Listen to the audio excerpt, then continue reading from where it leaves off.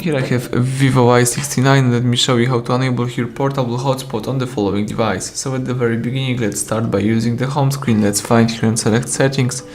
From the list of settings, you need to find and select the personal hotspot. And here let's enable the hotspot by enabling this feature right here.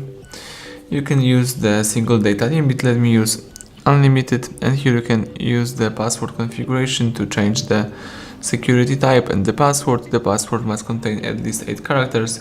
You can also here change the network ID. Alright, tap done.